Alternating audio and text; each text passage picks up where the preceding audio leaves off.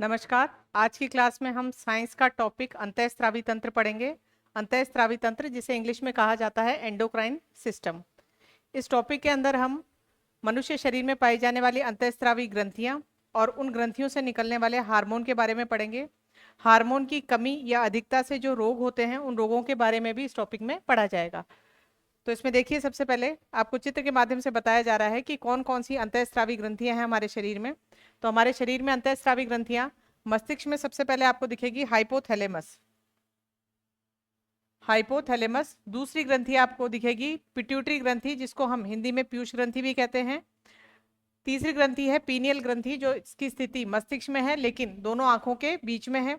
आगे ध्यान रखना है, इसमें गले में ग्रंथि है थायराइड, और उन थायराइड में 4 छोटी छोटी ग्रंथियां धसी हुई हैं जिनका नाम है पैराथायराइड ग्रंथि। फिर वक्ष में बीचों बीच एक ग्रंथि है जिसका नाम है थाइमस ग्रंथि। यहाँ पे अग्नाशय के नीचे एक ग्रंथि है जिसका नाम है पेनक्रियास, हिंदी में इसे कहा जाता है अग्नाशय ग्रंथि। उसके बाद देखेंगे जो गुर्दे हैं जिनको हम वृक्क कहते हैं, उनके ऊपर भी ग्रंथियां हैं। उन ग्रंथियों का नाम है एड्रिनल ग्रंथि, या इनको हिंदी में अधिवृक्क ग्रंथि भी कहा जाता है। उसके बाद जनन ग्रंथियां हैं, तो इसमें ध्यान रखना है, महिलाओं में जो मिलेगी वो है ओवरी, जिसको हम अंडाशय बोलते हैं, और पुरुषों में है वृषण। तो ये सभी अंतःस्रावी ग्रंथियां हैं, इनका अध्ययन हम इस क्लास में करेंगे और इनसे निकलने वाले हार्मोन और उनके जो काम है वो पढ़ेंगे। अब आगे इसमें ध्यान रखना है, अंतःस्रावी ग्रंथि और उनसे संबंधित हार्मोन का यदि हम अध्ययन करते हैं तो इस विज्ञान की शाखा को कहा जाता है एंडोक्राइनोलॉजी। ये एंडो शब्द जो है, एंडोक्राइन शब्द जो है, ये किससे संबंधित है? अंतःस्रावी ग्रंथियों से। इसके अलावा आप देख सकते हैं जो हार्मोन से संबंधित स्पेशलिस्ट डॉक्टर्स जो होते हैं उनको बोला जाता है एंडोक्राइनोलॉजिस्ट। तो एंडोक्राइन शब्द अंतःस्रावी तंत्र से संबंधित है। अब आगे देखिए, इसमें एक क्वेश्चन आपका ये बनता है, जिस तरीके से हमारे शरीर के विभिन्न तंत्र हैं उनका अलग अलग काम है। पाचन तंत्र काम देखते हैं कि भोजन को पचाना और फिर उस भोजन का स्वांगीकरण करना, उसको काम लेना शरीर में, तो वो पाचन तंत्र का काम है। वैसे ही रुधिर परिसंचरण तंत्र का काम होता है विभिन्न पदार्थों को एक जगह से दूसरी जगह तक पहुंचाना, यानी परिवहन का काम कौन करता है? रुधिर परिसंचरण तंत्र। वैसे अंतःस्रावी तंत्र का काम पूछा जाए तो अंतःस्रावी तंत्र जो है अकेला काम नहीं करेगा, एक इसके साथ तंत्र और है। कौन सा है? तंत्रिका तंत्र। तो ध्यान रखना है, मस्तिष्क और तंत्रिकाओं वाला तंत्र है वो तंत्रिका तंत्र, और दूसरा है अंतःस्रावी तंत्र। ये दोनों तंत्र मिलके क्या काम करते हैं? शरीर में कंट्रोल एंड कोऑर्डिनेशन का।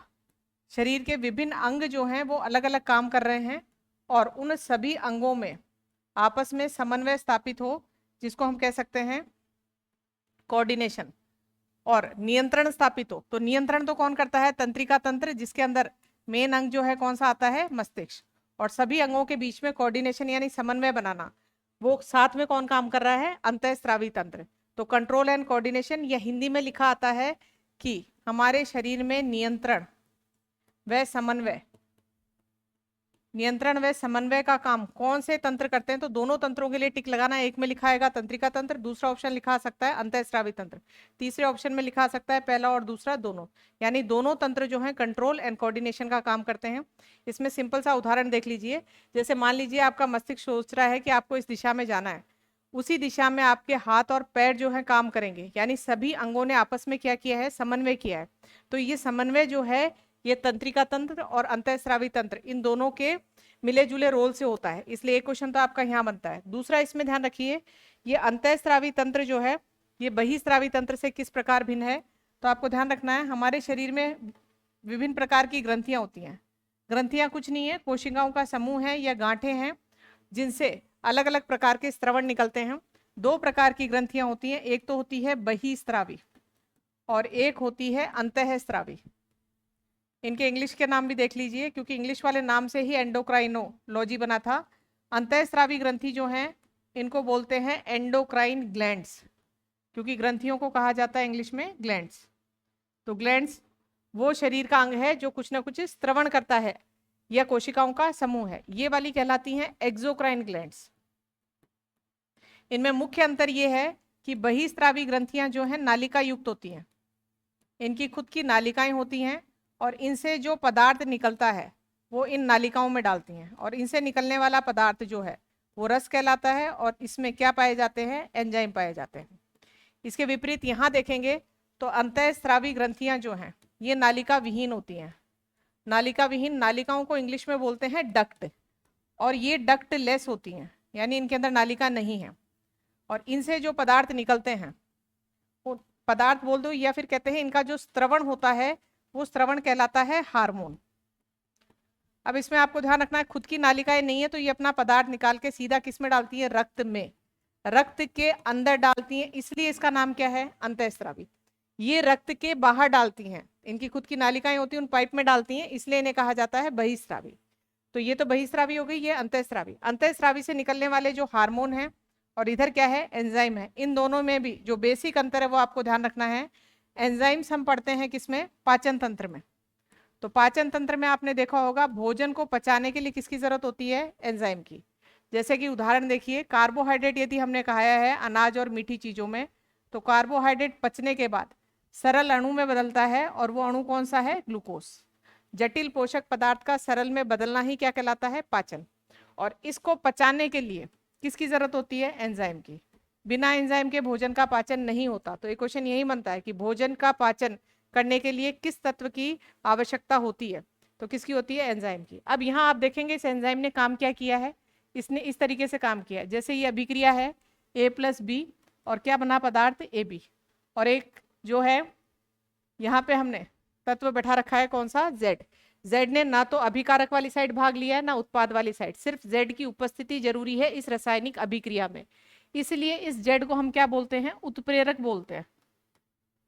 तो उत्प्रेरक खाली जो है अभिक्रिया को संपन्न कराने के लिए जरूरी होते हैं, तो इसका मतलब एंजाइम भी हमारे शरीर में क्या है, उत्प्रेरक है। लेकिन ये जीवित शरीर में, इसलिए इनको क्या कहा जाता है, जैव उत्प्रेरक। शरीर में जो अभिक्रियाएं चलती हैं जीवित शरीर में उन्हें कहते हैं जैव रासायनिक अभिक्रियाएं, बायोकेमिकल रिएक्शंस होती हैं, और इनमें जो उत्प्रेरक के लिए काम कर रहा है उसको बोल देते हैं जैव उत्प्रेरक। इंग्लिश में आपने नाम देख लीजिए, बायो, जैव के लिए बायो, और उत्प्रेरक के लिए कैटेलिस्ट।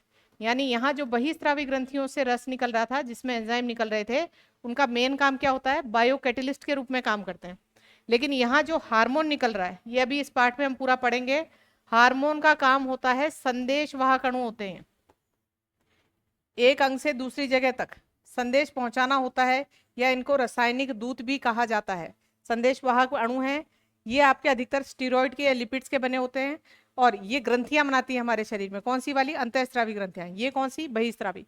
दोनों ही चीज आपको भोजन में नहीं मिलेगी, ना तो एंजाइम भोजन में होता है ना ही हार्मोन भोजन में होते हैं। हार्मोन की यदि शरीर में कमी हो जाती है तो मेडिसिन के रूप में, इंजेक्शन के रूप में इनकी पूर्ति की जाती है। अब ये बेसिक अंतर आपको समझ में आ गया। तो बहिस्रावी ग्रंथियां जो हैं वो हम लोग किस साइड पढ़ते हैं, पाचन तंत्र में। अब जैसे उदाहरण लीजिए, लीवर की बात करेंगे। लीवर का हिंदी नाम है यकृत। अगर आपसे एग्जाम में क्वेश्चन आए कि शरीर की सबसे बड़ी ग्रंथि बताइए, तो शरीर की सबसे बड़ी ग्रंथि जब पूछा गया है तब वर्गीकरण नहीं किया कि कौन सी वाली बड़ी, बहिस्रावी, अंतःस्रावी। तो सबसे बड़ी ग्रंथि कौन सी है, यकृत है। लेकिन हमें पता है यकृत कैसी है, बहिस्रावी। बहिस्रावी ग्रंथि से कोई हार्मोन नहीं निकलता है, तो ये बहिस्रावी ग्रंथि है। क्वेश्चन को चेंज कर दिया गया कि सबसे बड़ी अंतःस्रावी बताओ, तब लीवर आंसर नहीं आएगा। अभी हमने चित्र में देखे थे, उनमें से जो गले में थी कौन सी, थायराइड ग्रंथि, ये सबसे बड़ी कौन सी वाली ग्रंथि है, अंतःस्रावी ग्रंथि है। तो इस तरीके से हमें क्वेश्चन ध्यान रखने हैं बहिस्रावी और अंतःस्रावी के। अब इस टॉपिक को हम डिटेल से देख रहे हैं। इस चित्र में देखिए, सबसे पहले जो ग्रंथि है मस्तिष्क में वो कौन सी है, हाइपोथैलेमस। अब हाइपोथैलेमस वास्तविक रूप से इस पूरे अंतःस्रावी तंत्र का भाग नहीं है। हाइपोथैलेमस तंत्रिका तंत्र और अंतःस्रावी तंत्र जो है इनके बीच की कड़ी है। तंत्रिका तंत्र यानी मस्तिष्क, और अंतःस्रावी तंत्र यानी ग्रंथियां। तो मस्तिष्क से जो सूचनाएं प्राप्त होती हैं, क्योंकि ब्रेन जो है हमारे शरीर का सेंटर है, वहां से जो सूचनाएं प्राप्त होती हैं वो हाइपोथैलेमस किसको पकड़ाता है, पीयूष ग्रंथि को। और पीयूष ग्रंथि जो है बाकी सभी ग्रंथियों को क्या करती है, कंट्रोल करती है। यानी पीयूष ग्रंथि सभी की क्या है, मास्टर। तो मास्टर ग्रंथि तो कहा जाता है पीयूष को, और पीयूष ग्रंथि से ऊपर एक इंस्ट्रक्शन देने वाला और अंग है जिसका नाम है हाइपोथैलेमस। तो उसे सुपर मास्टर कहा जाता है, या मास्टर का मास्टर भी कहा जाता है। तो इसमें ध्यान रखना है, हाइपोथैलेमस तंत्रिका तंत्र का भाग है, और इससे थोड़े स्पेशल हार्मोन निकलते हैं। उन हार्मोन का नाम है न्यूरॉन हार्मोन, न्यूरॉन हार्मोन। और ये न्यूरॉन हार्मोन जो हैं ये किसको निर्देश देते हैं, पीयूष ग्रंथि को, और पीयूष ग्रंथि फिर बाकी सभी ग्रंथियों को कंट्रोल करती है। इस हाइपोथैलेमस के दो प्रकार के काम मिलेंगे आपको, तंत्रिका तंत्र वाला काम भी मिलेगा, और कौन सा मिलेगा, अंतःस्रावी। तो अंतःस्रावी तंत्र वाला तो यही काम है खाली, न्यूरॉन हार्मोन से किसको कंट्रोल कर रही है, पीयूष ग्रंथि को। हार्मोन ग्रंथियां निकाल के किसमें डालती है, रक्त में, और रक्त लेके आएगा किसके पास, पीयूष ग्रंथि के पास। पीयूष ग्रंथियों को भी अपने निर्देश देने होते हैं, तो हार्मोन निकाल के रक्त में डालेगी, और रक्त जो है इन सभी ग्रंथियों के पास जो हार्मोन लेके आते हैं। अब देखिए इसमें सबसे पहला लिख रखा है हाइपोथैलेमस, जिसको हम इंग्लिश में क्या बोल रहे हैं, सुपर मास्टर ग्लैंड। हार्मोन कौन सा निकल रहा है, न्यूरॉन हार्मोन, किसको कंट्रोल कर रहा है, पीयूष ग्रंथि को। आगे इसमें आपको ध्यान रखना है, अभी बताया था कि पीयूष ग्रंथि जो है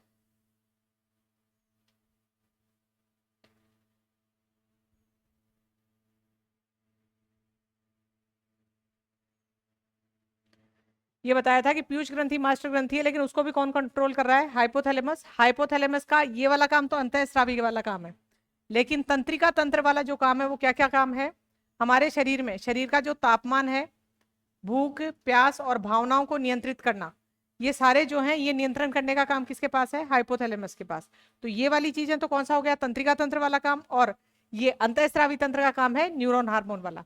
अब उसके बाद बात करते हैं पीयूष ग्रंथि की। पीयूष ग्रंथि हमारे शरीर की मुख्य ग्रंथि है, और पीयूष ग्रंथि से खूब सारे हार्मोन निकल रहे हैं। इन हार्मोन्स के बारे में हम पढ़ेंगे।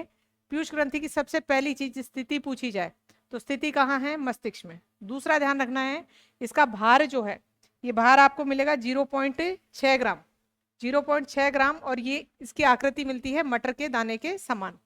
बाकी ध्यान रखना है, अभी बताया था आपको कैसी ग्रंथि है, मास्टर ग्रंथि, क्योंकि बाकी सभी ग्रंथियों को कंट्रोल कर रही है। अभी जब हार्मोन हम पढ़ेंगे इससे निकलने वाले, तब आपको पता चलेगा कि दूसरी ग्रंथि को ये कैसे कंट्रोल करती है। दूसरा इसमें ध्यान रखना है, ये शरीर की दूसरी सबसे छोटी अंतःस्रावी ग्रंथि है। अधिकतर हम पढ़ लेते हैं सबसे छोटी ग्रंथि कौन सी है, पीयूष ग्रंथि। सबसे छोटी, इसके आगे जो पढ़ेंगे कौन सी, पीनियल ग्रंथि, वो शरीर की सबसे छोटी ग्रंथि है। और दूसरे नंबर की सबसे छोटी कौन सी है, पीयूष ग्रंथि है। फिर आगे ध्यान रखेंगे कि ये ग्रंथि जो है, ये स्त्रियों में गर्भ अवस्था के दौरान कुछ बड़ी हो जाती है, क्योंकि ये एक्टिव ज्यादा हो जाती है, और इससे निकलने वाले हार्मोन अभी देखेंगे हम, दूधजनक हार्मोन मिलेंगे, प्रसव पीड़ा में सहायक वाले हार्मोन मिलेंगे, इसलिए ये गर्भावस्था के दौरान ये ग्रंथि थोड़ी बड़ी हो जाती है। तो आपने स्थिति देखी इसकी, कहाँ पे है, मस्तिष्क में, और भार बताया 0.6 ग्राम। उसके बाद आगे देखिए इसमें वृद्धि हार्मोन। इससे पहला जो हार्मोन निकल रहा है वो कौन सा है, वृद्धि हार्मोन। इसका नाम से ही पता चल रहा है कि ये शरीर की वृद्धि को नियंत्रित करता है। और अभी बताया था कि हार्मोन की अधिकता से भी रोग होता है और कमी से भी रोग होता है। तो इसमें ध्यान रखना है, शरीर में वृद्धि यानी हड्डियों की वृद्धि का नियंत्रण करता है। और यहाँ यदि इसकी अधिकता हो जाती है, यदि इसकी अधिकता हो जाती है तो शरीर की वृद्धि ज्यादा हो जाती है, 6.5 7 फीट तक हाइट चली जाती है, इसको कहा जाता है भीम कायता, ये इसे बोलते हैं एक्रोमिगली। और यदि इसकी कमी हो जाती है तो शरीर की वृद्धि जो है वो रुक जाती है, जिसमें रोग है कौन सा, बोनापन। तो ये बहुत सिंपल सा है, वृद्धि हार्मोन। लेकिन इसका दूसरा साइंस वाला नाम याद रखना है, इसको क्या बोलते हैं, सोमेटोट्रोपिक हार्मोन। क्या कहा जाता है, सोमेटोट्रोपिक हार्मोन, ये शरीर की वृद्धि को कंट्रोल करता है। अगला देखिए हार्मोन, लेक्टोजेनिक हार्मोन। लेक्टोजेनिक हार्मोन जो है शिशु के लिए स्तनों में दूध का स्त्रवण उत्पन्न करने के लिए कौन सा हार्मोन है, लेक्टोजेनिक हार्मोन। ये भी किस ग्रंथि से है, पीयूष ग्रंथि से। फिर तीसरा हार्मोन देखिए, तीसरा हार्मोन आपको मिलेगा मिलेनोसाइट प्रेरक हार्मोन। ये मिलेनोसाइट प्रेरक, मेलेनिन शब्द जो है, ये मेलेनिन वर्णक जो है उसको निर्धारित करता है। मेलेनिन वर्णक हमारे त्वचा के रंग को निर्धारित करता है। यदि ये वर्णक ज्यादा निकलता है तो त्वचा का रंग गहरा होता है, और यदि ये वर्णक कम निकलता है तो त्वचा का रंग हल्का होता है। त्वचा पे चकते तिल वगैरह बन रहे हैं, वो सब इस मेलेनिन के कारण है। और मेलेनिन के लिए कौन सा हार्मोन जिम्मेदार है, मेलेनोसाइट, जो कि कहाँ से निकल के आ रहा है, पीयूष ग्रंथि से। मेलेनिन से संबंधित आप लोग टीवी में ऐड भी देखते हैं, फेयर एंड लवली या फेयर एंड हैंडसम ऐसी क्रीम का जब ऐड आता है तो उसमें कहा जाता है कि ये मेलेनिन को कम करती है और त्वचा का रंग जो है वो निखारती है। मेलेनिन एक हार्मोन है, मेलेनिन एक वर्णक है, और इसके पीछे जिम्मेदार एक हार्मोन है। एक क्रीम को स्किन पे लगाने से हार्मोन जो है वो कम नहीं होगा, तो वो जो ऐड है वो सही नहीं दिए जाते हैं, ध्यान रखिए। तो मेलेनिन शब्द आपको बताया गया है यहाँ पे, ताकि ऐड से याद रह जाए कि मेलेनिन शब्द त्वचा के रंग से संबंधित है। उसके बाद तो आपने पीयूष ग्रंथि से निकलने वाला एक हार्मोन तो पढ़ा, वृद्धि हार्मोन। दूसरा हार्मोन कौन सा पढ़ा, मेलेनिन। अब तीसरा हार्मोन देखिए, तीसरा हार्मोन है वैसाप्रोसिन। वैसाप्रोसिन में आपको ध्यान रखना है,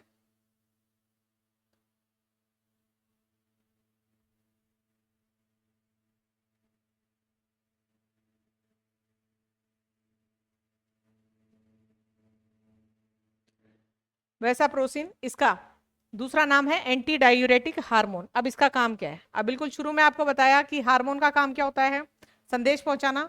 अब देखिए ये हार्मोन जो है कौन सा पढ़ रहे हैं अभी, एडीएच हार्मोन। कौन सा हार्मोन पढ़ रहे हैं? एडीएच, या दूसरा नाम है वैसाप्रोसिन हार्मोन। ये वैसाप्रोसिन हार्मोन या एडीएच हार्मोन कहाँ से निकल रहा आ रहा है? पीयूष ग्रंथि से। और पीयूष ग्रंथि एक अंतःस्रावी ग्रंथि है। अंतःस्रावी ग्रंथियां अपना हार्मोन निकाल के किस में डालेंगी? रक्त में। रक्त से यह हार्मोन पहुंचा यहाँ पे गुर्दों के पास। अब इसमें ध्यान रखना है,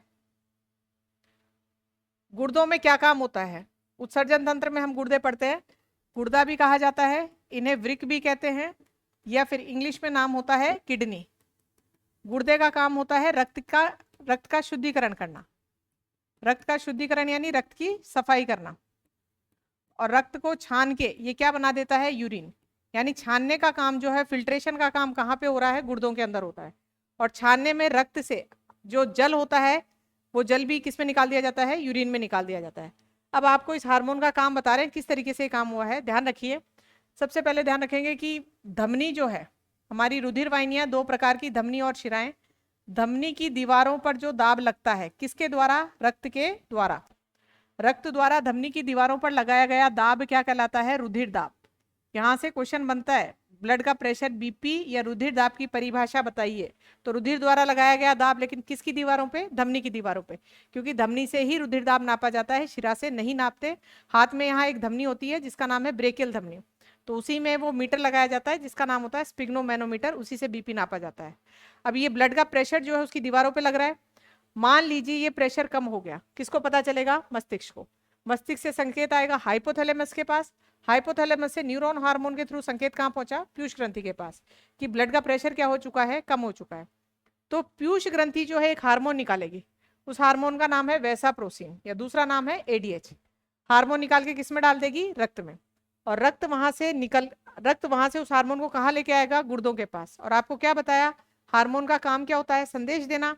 यहाँ आके ये संदेश देगा कि ब्लड का प्रेशर कम हो चुका है। जो यूरिन में आप ज्यादा रक्त पानी भेज रहे हो उस पानी का वापस क्या करो? अवशोषण करो। यानी जल का पुनर्अवशोषण करवाया जाएगा। कहाँ पे? वृक्क में। जल का पुनर्अवशोषण, जो जल यूरिन में बन चुका है उस यूरिन से रक्त में वापस जो है जल ऐड किया जाएगा। और जैसे ही रक्त में जल को ऐड किया जाएगा, ये जो है ये लिक्विड बढ़ जाएगा, और लिक्विड बढ़ने से प्रेशर वापस से नॉर्मल आ जाएगा। यानी आपने देखा कि कहाँ ब्लड का प्रेशर कम हुआ, संकेत कहाँ तक भेज दिया? किडनी तक भेज दिया, कि जो पानी आप यूरिन में भेज रहे हो उस पानी को एक बार वापस अवशोषित करो, क्योंकि ब्लड का प्रेशर क्या हो चुका है? कम हो चुका है। और ब्लड का प्रेशर मेंटेन होते ही इस हार्मोन जो है इसका निकलना क्या हो जाएगा? कम हो जाएगा। अब आप देखिए, जब यूरिन में से पानी को वापस खींच लिया तो यूरिन की मात्रा क्या हो चुकी है? कम हो चुकी है। इसीलिए इस हार्मोन को मूत्ररोधी हार्मोन भी कहा जाता है, और इसीलिए इसका ये इंग्लिश नाम जो है एंटी डायूरेटिक हार्मोन। यहाँ जो शब्द लिखा हुआ है डायूरेटिक, डायूरेटिक का मतलब यूरिन ज्यादा आना, और इस हार्मोन के निकलने से कम आता है, इसलिए इसको बोलते हैं एंटी डायूरेटिक हार्मोन या मूत्ररोधी हार्मोन। तो आपको यहाँ से पूरा पता चल गया होगा कि किस तरीके से संकेत ये पहुंचाते हैं, और एक दूसरे अंग जो है एक दूसरे से समन्वय यानी कोऑर्डिनेट होके काम कर रहे हैं। मस्तिष्क ने या हाइपोथैलेमस पीयूष ग्रंथि ने किसके साथ कोऑर्डिनेशन किया है? यहाँ पे वृक्क के साथ, गुर्दे के साथ कोऑर्डिनेशन किया है। और किस तरीके से पीयूष ग्रंथि ने एक दूसरे अंग को, दूसरी ग्रंथि को कंट्रोल कर दिया। अगला देखिए इसमें,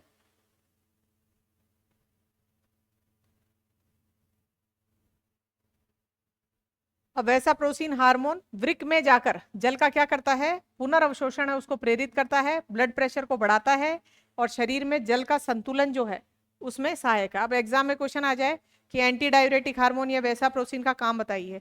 पहला ऑप्शन दे दिया इसमें आपको कि वृक्क में जल का पुनर्अवशोषण बढ़ाता है, सही है। दूसरा दे दिया कि शरीर में जल का संतुलन निर्धारित करता है, वो भी सही है। तीसरा दे दिया कि ब्लड के प्रेशर को बढ़ा रहा है, तो ये भी सही है, क्योंकि ये पानी को वापस शरीर में रख लेता है, रक्त में ही डाल देता है, जो पानी किस में जा चुका है? यूरिन में। तो ये तीनों ऑप्शन सही होंगे। उसके बाद अगला देखिए, इसकी कमी से एक रोग होगा, इसकी कमी से रोग होता है, उसे उदक में या उदर में कहा जाता है। इंग्लिश में इस रोग का नाम है डायबिटीज इंसिपिडस। अब ध्यान रखिए, डायबिटीज नाम आप सुनते हैं,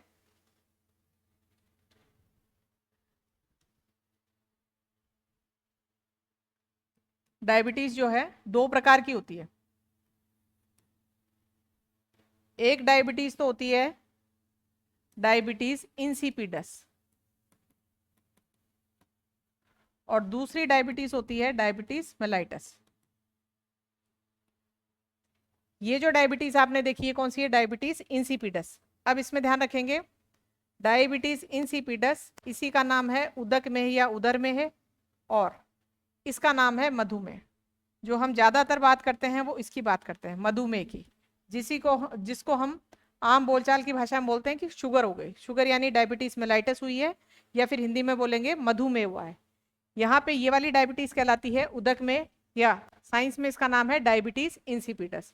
दोनों ही डायबिटीज हार्मोन की कमी से होती हैं, लेकिन ये वाली जो डायबिटीज है, ये अभी जो पढ़ा हमने कौन सा, वैसाप्रोसिन, या उसका दूसरा नाम क्या था, एडीएच, इसकी कमी से होती है। लेकिन ये वाली जो डायबिटीज है, मधुमेह, शुगर या डायबिटीज मेलाइटस, ये होती है इंसुलिन हार्मोन की कमी से। तभी आप देखते होंगे शुगर के पेशेंट जो हैं वो खाना खाने से पहले इंसुलिन के इंजेक्शन लगाते हैं। तो ये ध्यान, तो डायबिटीज दो प्रकार की होगी। अब दोनों में लक्षण जो है देखना आप, इसमें भी लक्षण, शुरुआती लक्षण यही होते हैं, बार बार यूरिन जाना, और यहाँ पे भी आपको लक्षण क्या मिलेंगे, बार बार यूरिन जाना, क्योंकि इस हार्मोन, यह हार्मोन ज्यादा निकलता है तो यूरिन कम आता है, लेकिन ये खुद कम निकलने लग गया तो यूरिन क्या होगा, ज्यादा आएगा। तो दोनों में शुरुआती लक्षण जो है एक जैसे होते हैं। इस वाली डायबिटीज में मीठा खाने से मना किया जाता है, क्योंकि शुगर का लेवल जो है वो ब्लड में बढ़ता जाता है। इसको हम डिटेल से अभी अग्नाशय ग्रंथि पढ़ेंगे। ये वाली ग्रंथि तो अभी कौन सी पढ़ी है, पीयूष ग्रंथि, जो मस्तिष्क में है। अग्नाशय ग्रंथि आमाशय के नीचे है पेट में, उसमें देखेंगे वहां से कौन सा हार्मोन निकल रहा है, इंसुलिन हार्मोन, वहां हम ये बीमारी पूरी ढंग से पढ़ेंगे। अब देखिए अगला हार्मोन जो है पीयूष ग्रंथि से कौन सा निकल रहा है, उसका नाम है ऑक्सीटोसिन, या इसको कहा जाता है पाइटोसिन। अब इस ऑक्सीटोसिन का काम क्या है, पीयूष ग्रंथि मस्तिष्क में पाई जाने वाली ग्रंथि से हार्मोन जो निकल रहा है गर्भाशय की पेशियों में सिकुड़न पैदा करता है, यानी प्रसव पीड़ा चलाने में सहायक है। बच्चे की डिलीवरी के समय यदि किसी महिला में प्रसव पीड़ा या लेबर पेन नहीं चलता है तो उस टाइम उसको किसकी सुई लगाई जाती है, ऑक्सीटोसिन हार्मोन की, ताकि उस समय उसका गर्भाशय जो है उसमें सिकुड़न पैदा हो और प्रसव पीड़ा चले, और ये बर्थ में सहायक है, बच्चे के जन्म में, इसलिए इसे बर्थ हार्मोन भी कहा जाता है। अगला ध्यान रखना, ये और किसमें सहायक है, स्तनों में दूध स्रवण के लिए भी सहायक है, इसलिए इसको मिल्क इजेक्शन हार्मोन भी कहा जाता है। इससे संबंधित एक क्वेश्चन और आता है एग्जाम में, गाय भैंसों के थनों में दूध उतारने के लिए किसकी सुई लगाते हैं, तो किसकी सुई लगाते हैं, ऑक्सीटोसिन की। लेकिन वर्तमान में ये इंजेक्शन जो है पशुओं में यूज लेने के लिए बैन कर रखा है, क्योंकि यदि इंजेक्शन यूज कर रहे हैं हम तो पशुओं के साथ क्रूर व्यवहार कर रहे हैं। यदि बाजार में मिल भी रहे हैं तो वो ब्लैक में गलत तरीके से बेचे जा रहे हैं, क्योंकि ये इंजेक्शन बाजार में किसके लिए हैं, महिलाओं के लिए हैं।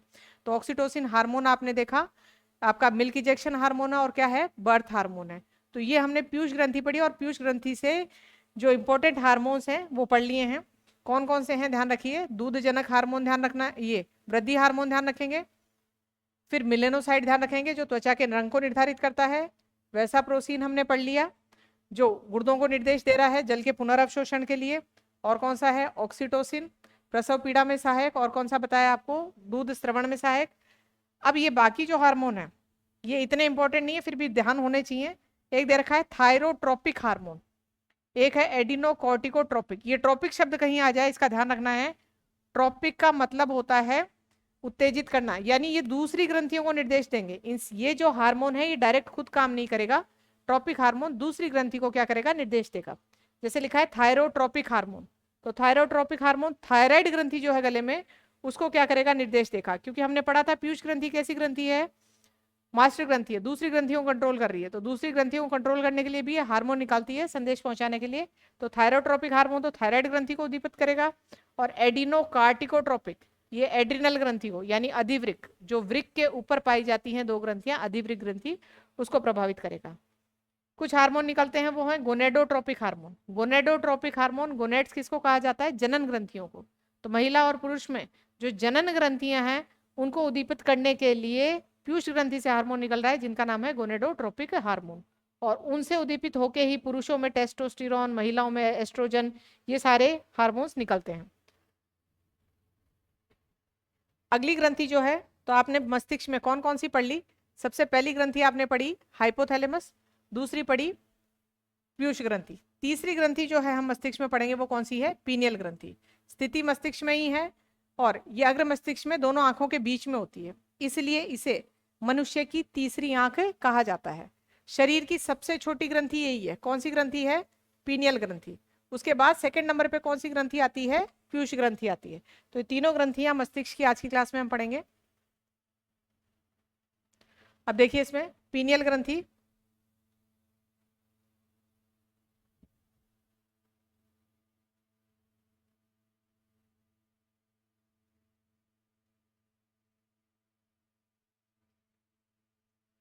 पीनियल ग्रंथि जो है सबसे छोटी ग्रंथि है, अग्र मस्तिष्क के ऊपरी भाग में स्थित है, इसे मनुष्य की तीसरी आंख कहा जाता है। अब ये ग्रंथि क्या काम करती है? पीनियल ग्रंथि से निकलने वाले दो हार्मोन है, एक का नाम है मिलेटोनिन, एक को कहा जाता है मिलेटोनिन और एक है सीरेटोनिन। ये तो मिलेटोनिन है, और अभी पीयूष ग्रंथि से पढ़ने वाला पढ़ के आए थे वो मेलेनोसाइट था। मेलेनोसाइट बोल दो, और उससे एक वर्णक निकल रहा था जिसका नाम था मेलेनिन। यहाँ पे न आ रहा था और ये ट है, ट वाला यानी टाइम वाला हार्मोन है। कौन सी ग्रंथि से निकल रहा है? पीनियल से। और कहाँ स्थिति बतानी है? दोनों आंखों के बीच में, इसलिए इसको तीसरी आंख कहते हैं। अब इस ग्रंथि का मेन काम देखिए आप, इसका काम है हमारे शरीर में जैविक घड़ी की तरह काम करती है, और जैविक घड़ी को इंग्लिश में बोल सकते हैं बायोलॉजिकल क्लॉक। अब हमारे शरीर में घड़ी कैसे लगी हुई है वो देखिए। हैबिट फॉर्मेशन की बात करते हैं। हैबिट फॉर्मेशन या शरीर में आदत पड़ना, ऐसे कहा जाता है कोई भी काम आप फिक्स टाइम पे 21 दिन तक दोहराएं तो 22वें दिन उस जो काम है उस क्रिया की आपके शरीर को आदत लग जाती है। जैसे सिंपल सा उदाहरण है, आप उठने के लिए 5 बजे का अलार्म लगाते हैं, लगातार 21 दिन तक आपने अलार्म लगाया, 21 दिन तक आप 5 बजे उठ रहे हैं, 22वें दिन आप बिना अलार्म लगाए भी यदि सो रहे हैं तो आपकी नींद एक बार 5 बजे खुलेगी, यानी आपके शरीर को क्या पड़ गई है? आदत पड़ गई है।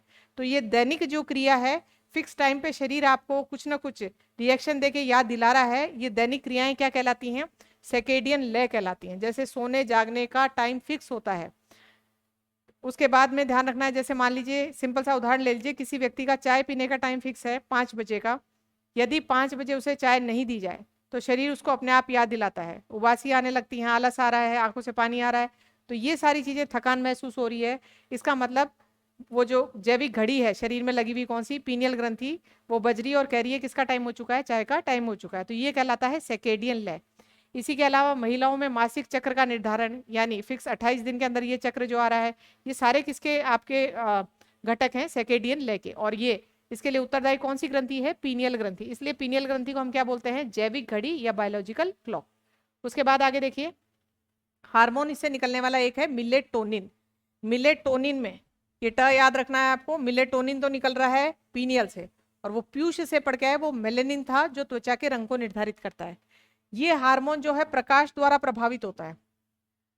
अब प्रकाश यदि, जैसे रात को कम प्रकाश होता है, कम प्रकाश यदि है तो इसका स्रवण क्या होगा? ज्यादा होगा, और इस हार्मोन का मेलेटोनिन का स्रवण ज्यादा होगा तो नींद में सहायक होता है, इसीलिए मेलेटोनिन को स्लीपिंग हार्मोन भी कहा जाता है। और इसीलिए आप देखते होंगे कि सोते समय हम लाइट जो है बंद करते हैं या डिम लाइट रखते हैं, उसका कारण है कि ये प्रकाश की मात्रा यदि कम होगी तो ये हार्मोन बहुत अच्छा निकलता है, जिससे ये नींद में सहायक होता है। यदि प्रकाश की मात्रा अधिक है जैसे कि दिन में, तो क्या होगा? इसमें स्रवण इसका कम होगा, और इसका स्रवण कम होगा तो नींद कम आएगी। तो इसमें देखते होंगे आप, शादी वगैरह में, फंक्शन में हम पूरी रात भर जागे रहते हैं, उसका कारण कहाँ है? वहाँ लाइटिंग ज्यादा है, और लाइटिंग ज्यादा होने की वजह से ये हार्मोन हमारे शरीर में क्या हो रहा है? कम निकल रहा है, इसलिए वो नींद नहीं आती है। आगे देखिए, सीरेटोनिन की बात करते हैं। सीरेटोनिन जो है ये फील गुड हार्मोन है, ये भी किससे निकल रहा है? पीनियल ग्रंथि से, यानी खुश होने वाला हार्मोन, मूड हार्मोन है। सीरेटोनिन जो है मिलेटोनिन का अग्रदूत माना जाता है, यानी पहले ये निकलता है उसके बाद ये। तो ये इंपॉर्टेंट चीजें आपको किस ग्रंथि की बता दी? पीनियल ग्रंथि की, जो हमारे शरीर की सबसे छोटी ग्रंथि है। तो आपने टॉपिक देखा अंतःस्रावी तंत्र, शुरू में आपको इसका काम बता दिया। अंतःस्रावी तंत्र, तंत्रिका तंत्र दोनों जो मिलके हैं कौन सा काम करते हैं? शरीर में नियंत्रण और समन्वय बनाते हैं। फिर उसके बाद में आपने देखा कि ये चित्र के माध्यम से देख लिया कि कौन कौन सी ग्रंथियां हैं। अभी हमने सिर्फ मस्तिष्क की 3 ग्रंथियां पढ़ी हैं, बाकी ग्रंथियों को हम अगली क्लास में लेंगे। उसके बाद आपने देखा कि बहिस्रावी अंतःस्रावी में जो बेसिक अंतर है, अच्छे से ध्यान रखना है कि इनको क्यों अंतःस्रावी कहा गया है। ये क्वेश्चंस भी एग्जाम में आते हैं। कौन सी ग्रंथि नालिका विहीन होती है, कौन सी नालिका युक्त होती है। तो ध्यान रखिए, जिनकी खुद की नालिकाएं नहीं है तो वो पदार्थ सीधा किसके अंदर डाल देंगी, रक्त के अंदर, और रक्त के अंदर डालती है इसलिए नाम क्या रखा गया है, अंतःस्रावी। इधर हार्मोन निकल रहे हैं, इधर क्या निकल रहे हैं, एंजाइम। और फिर एक एक करके हमने ये तीनों ग्रंथियां जो हैं वो कंप्लीट कर ली हैं, जिसमें आपकी पीयूष ग्रंथि हो चुकी है, हाइपोथैलेमस हो चुका है और पीनियल ग्रंथि होती है। अगली क्लास में हम जो है थायराइड ग्रंथि जो है वो स्टार्ट करेंगे। थायराइड, पैराथायराइड, अग्नाशय, ये बाकी ग्रंथियां बची हुई हैं जिनको हम अगली क्लास में लेंगे। धन्यवाद।